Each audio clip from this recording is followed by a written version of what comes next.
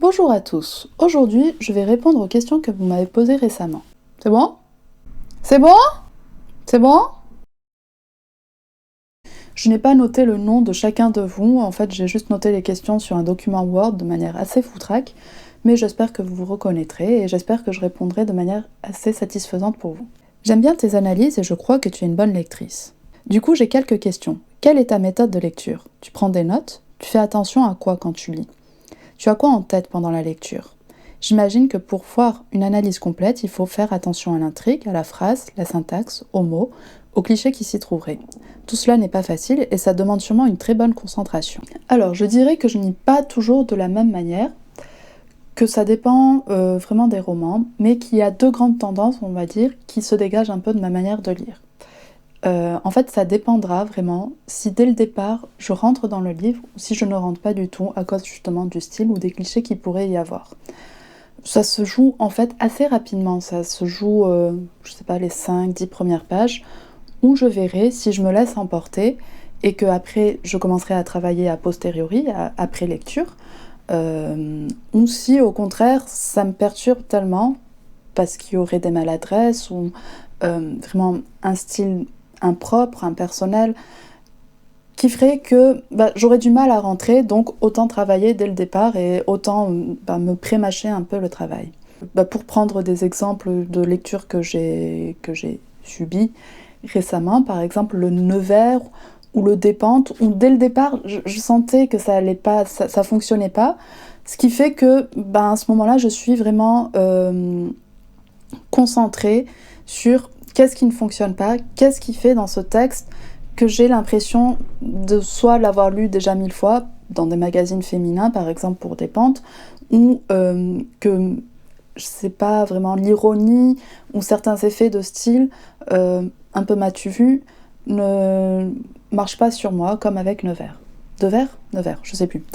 Donc est-ce que je prends des notes? Il y a aussi le fait que parfois, par exemple, quand c'est un livre qui est assez long, il y a des moments où je ne lis pas dans la journée et où je suis comme frappée, on va dire, par la grâce et que j'ai tout à coup une idée d'association, je suis en train de manger, je caresse mon chien. Et, par exemple, là, je suis en train de faire une vidéo sur Welbeck et je crois que c'était pendant que j'étais en train de manger et là, je vois mes chiens et je pense, je sais pas pourquoi, Fido, Fides, Fidélité. Et donc c'est vrai qu'il y a souvent des chiens qui apparaissent chez Welbeck et je me suis dit que ça pouvait représenter le couple ou la félicité ou voire la fidélité, quelque chose de marital. Donc est-ce que ça va le représenter à 100% ou pas? En fait, c'est une idée qui vient comme un éclair et après il faut tirer, c'est quelque chose d'intuitif, mais parfois notre intuition se trompe. Mais si je pouvais donner un conseil, c'est vraiment dans un premier temps, quand on lit, toutes ces petites intuitions qui peuvent nous traverser, on les note. Ça coûte pas grand-chose en fait, et parfois on sera à côté de la plaque, mais parfois pas.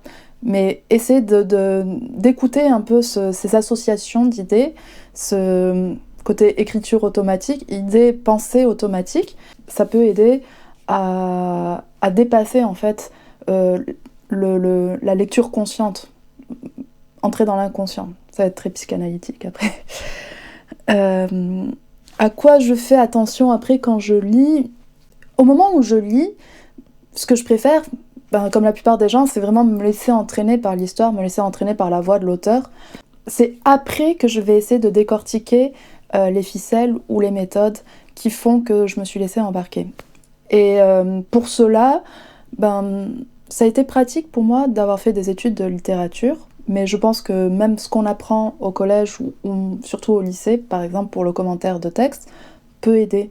J'avais une sorte de grille analytique comme ça, où on analyse le temps, où on analyse les constructions syntaxiques des phrases, où on analyse les figures de style, quelque chose de très scolaire, mais je me suis entraînée pas mal à la fac, et puis même toujours aujourd'hui, ça m'arrive parfois quand justement je sais pas trop quoi raconter sur un texte, je vais vraiment me baser dessus et essayer de le décortiquer comme ça. Et après, bien sûr, c'est pas parce qu'on a noté que là il y a une anacolute ou que là il y a une autre figure de style qu'on doit forcément le dire après dans la vidéo, que ce sera forcément intéressant. Il faut toujours que ce soit attaché au sens, à qu'on a envie, la thèse qu'on est en train de défendre par rapport à ce texte. Ce qui est intéressant, c'est que je lis sur liseuse, ce qui fait que dès que je sens qu'un passage va pouvoir m'intéresser, je le surligne. Mais après, même quand je lis sur papier, pareil, je note pas mal de phrases. C'est possible parfois que ces phrases-là, je ne sais pas encore pourquoi je les note, mais c'est après a posteriori. Je pense que le travail se fait plus a posteriori quand ce sont vraiment des livres qui me plaisent et tout le long de la lecture quand ce sont des livres qui me déplaisent. Parce que voilà, j'ai pas la suspension de l'incrédulité, comme dirait Coleridge, ce qui fait que l'esprit analytique prend le dessus. Mais ça peut être un écueil aussi, je pense, parce que peut-être que je pourrais passer à côté d'un livre en étant trop critique, et peut-être injuste aussi, ça peut arriver, je pense. Ou au contraire, on est tellement dans l'histoire que finalement on est plus conciliant. Mais bon, je pense qu'on est un peu tous comme ça après. Il faut faire attention à l'intrigue. Oui, en fait, après, pour faire attention à l'intrigue, moi, c'est vrai que je n'analyse pas vraiment la structure, sauf quand c'est vraiment latent, quand on sent qu'on a l'impression que l'auteur a utilisé un scénario déjà vu, revu et re-revu, où je trouve que c'est moins intéressant, et c'est là peut-être où je vais parler de l'intrigue. Après, en général, j'en parle pas beaucoup en fait quand c'est bien fait, quoi. C'est vrai que je parle beaucoup d'intrigue quand, par exemple pour De Vers, où ça suit un schéma vu 1000 fois de grandeur et décadence, qui est un peu le scénario type qu'on a en littérature ou même au cinéma, dans les séries. À la phrase, à la syntaxe, aux mots, oui voilà aussi, on peut y faire attention. En fait, aux clichés qui s'y trouveraient. Aux clichés, ouais, c'est ce qui saute aux yeux, en fait. C'est ce qui me permet de voir assez rapidement si le texte va m'intéresser, en tout cas d'une manière littéraire, ou pas. Souvent, c'est ce qui me fait décrocher assez rapidement. À la phrase, je dirais même au paragraphe, parce que prendre une phrase comme ça, hors de contexte, ça va être difficile, sauf si c'est Proust, par exemple, de trouver vraiment l'unicité d'un style juste avec une phrase. Ça va être plus comment les idées s'enchaînent les unes aux autres. Je sais pas... Oui, cela n'est pas facile. En fait, moi, ça me paraît assez facile. C'est quelque chose qui est devenu naturel. Mais je sais pas si ça va beaucoup t'aider, ce que j'ai dit. Tu peux essayer de ressortir tes cours, comme je te dis, de collège ou de lycée. Ça peut toujours aider pour une base. Et après, essayer de cacher ça pour pas que ça sonne trop scolaire. C'est bien. Après, souvent, c'est vrai que quand je lis un livre, ça me fait penser à d'autres livres. Donc pareil, je note. Et après, j'essaierai de creuser un peu plus. C'est toujours, voilà, c'est ça, c'est toujours une sorte de déséquilibre entre ce qu'on a envie de lire, comment on a envie de se laisser aller, et comment on est tout le temps en train d'essayer d'expliquer, de faire des analogies, voilà. Mais ça se fait assez naturellement pour moi. Donc voilà. Y a-t-il un auteur ou une autrice dont l'œuvre te parle, qui t'inspire tout particulièrement pour l'écriture de tes romans ? Et ceux qui ont l'habitude de regarder ma chaîne sauront que c'est Karl Ove Knausgaard. C'est l'auteur, je pense, qui m'a fait comprendre que on n'est pas obligé d'écrire, que parfois on peut se laisser aller, à dire les choses telles qu'elles nous viennent. Ne pas être tout le temps dans la surécriture à essayer de chercher la manière la plus originale. Et parce que trouver finalement une manière qui serait originale et qui ne nous ressemblerait pas, ça fera toujours un style qui sera très affecté, et toujours privilégier la spontanéité, la simplicité, ne pas avoir peur du côté autofictionnel ou autobiographique, parce que en fait, si en plus on ne l'assume pas et qu'on n'a pas envie, comme moi, j'ai pas envie d'écrire une autobiographie, mais c'est pour ça que mes personnages peuvent avoir vraiment des idées, peuvent vraiment... Enfin, je mets beaucoup de moi, mais en fait, comme je mets aussi beaucoup de pas moi dans la littérature, c'est assez confortable. Je ne me sens pas mise à nu comme lui le serait, mais en tout cas, c'est grâce à lui que je me suis dit qu'on pouvait parler de soi sans que ce soit ennuyeux, comme ça l'est beaucoup, par exemple, dans la littérature actuelle française, ou des drames qui sont beaucoup analysés, décortiqués dans l'autofiction. pas forcément ce côté-là, moi, qui m'intéresse, c'est plus le côté spontanéité, de dire les choses vraiment auxquelles on n'aurait pas pensé, en plus, à premier... comme ça, et en fait, de révéler ce à quoi on n'aurait pas pensé. Pourquoi cacher un œil avec une mèche rebelle ? C'est parce que je me suis coupé la frange cet été et que la repousse fait que parfois ça me tombe sur les yeux, mais pas tout le temps. Ça dépend aussi de mon lavage de cheveux, s'il est récent ou pas. Tu parles souvent de style épuré, ouaté, de phrases déminéralisées, inodores, une plume élégante et efficace et assez romanesque, etc. Ce langage est pour moi comme le langage des œnologues, je ne sais pas tellement à quoi cela renvoie. Ce serait aimable à toi de nous dire ce que c'est tout cela concrètement. Je voudrais aussi savoir, si ce n'est pas indiscret, de nous dire ce que tu as fait comme étude et quels sont tes auteurs préférés, si tu en as bien sûr. Alors, de style épuré ou ouaté, ça je crois que c'est pour Sally Rooney.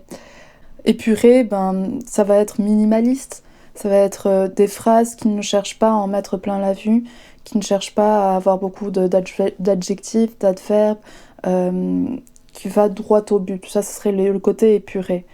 Ouaté, ça c'est le style, mais c'est une certaine douceur, une certaine pudeur dans la manière de raconter les choses. Des phrases déminéralisées, ça sera, là encore, c'est juste une formule que j'ai trouvée pour dire comme l'eau qui est plate, quoi. C'est vraiment un style plat, quoi. Un style qu'on pourrait trouver dans n'importe quel livre ou même magazine. Inodore, ce sera la même chose. En fait, je m'aperçois là que ça pourrait faire un peu le bon chasseur et le mauvais chasseur, avec d'un côté ça c'est épuré, ça va, et d'un côté ça c'est inodore, ça va pas. Le style épuré ou ouaté de Sally Rooney, je trouve qu'il est plus intéressant parce qu'il essaye de s'extraire d'une certaine écriture surécrite pour aller à une sorte d'essentiel, à un côté poétique, bizarrement la poésie d'une phrase très courte, un peu comme un haïku. Pareil, plume élégante et efficace, pour moi ça sera quelque chose presque plutôt péjoratif, ça serait justement quelque chose qui manque un peu de cette spontanéité, de cette soif de dire les choses. Après, qu'est-ce que j'ai fait comme études ? J'ai fait des études de lettres modernes. Quels sont mes auteurs préférés ? J'aime beaucoup, en moderne, j'aime beaucoup Knausgaard dont je parlais, aussi Emma Baker. J'aime bien Houellebecq. Là, je parle vraiment de moderne, après j'irai sur les classiques. Graham Swift, c'est un auteur anglais, j'avais adoré un de ses livres.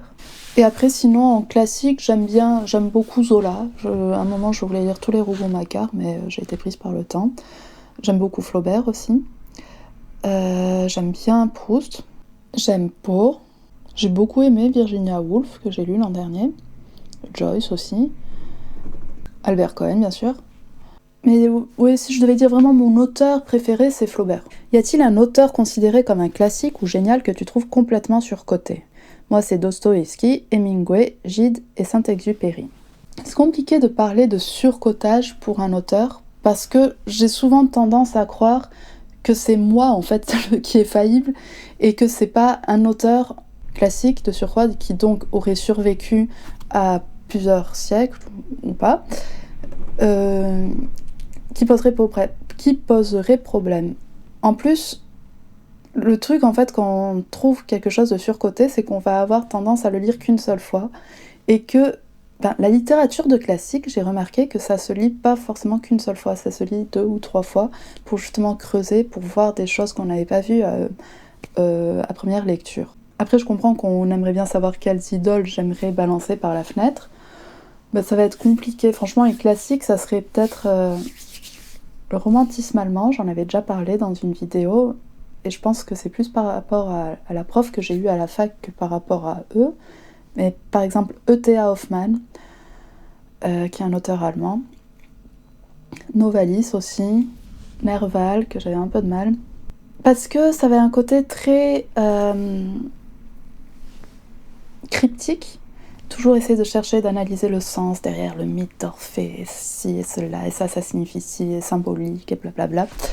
Et moi, j'aime bien quand c'est plus concret. C'est pour ça que c'est vrai que les mouvements littéraires qui me plaisent plus au 19e, ça serait le réalisme, ce serait le naturalisme, parce que j'aime vraiment quand on va dans le concret, dans la chair, dans l'organique, et que je trouve que Le romantisme allemand, après sûrement que le romantisme français c'est un peu la même chose, c'est vrai que Lamartine et tout, ça m'a jamais parlé autant que Zola par exemple.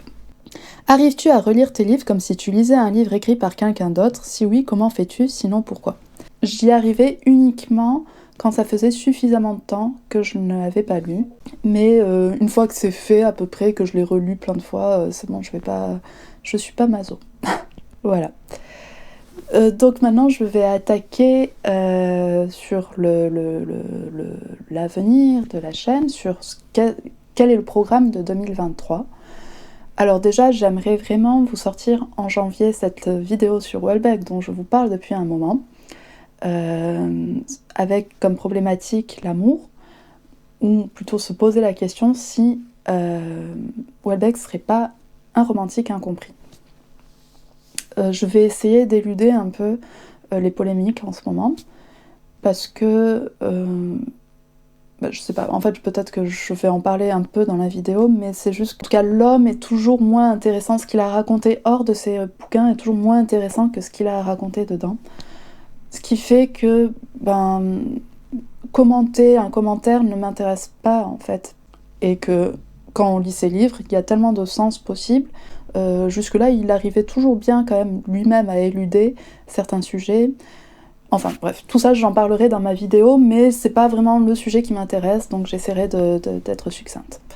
Ensuite, la rentrée de cette année, de 2023, m'intéresse pas spécialement, il n'y a pas beaucoup de livres, peut-être le Bélanger qui pourrait m'intéresser, mais sinon il n'y a pas beaucoup de livres qui m'attirent. Ce qui fait que je pense que je vais commencer donc cette année plutôt avec des classiques. Je pensais à Kafka, je pensais à Fitzgerald. En fait, j'ai toute une liste de livres, je vais vous la mettre là, où j'ai une quarantaine de classiques que j'ai envie de lire. Et voilà, et je pense que je les lirai, pas tous cette année, mais en tout cas, je sais que j'en parlerai sur cette chaîne.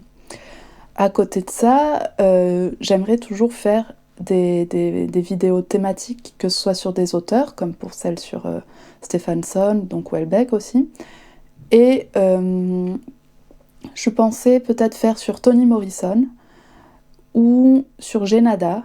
Ouais, le problème, c'est que c'est pas parce qu'un livre d'un auteur va me plaire ou me plaît qu'après lire toute sa biographie sera intéressant. C'est ce que j'ai remarqué pour Stephenson, où j'ai eu beaucoup plus de mal que par exemple pour Knausgaard, ou même pour Houellebecq, où ça se lit j'ai plus apprécié.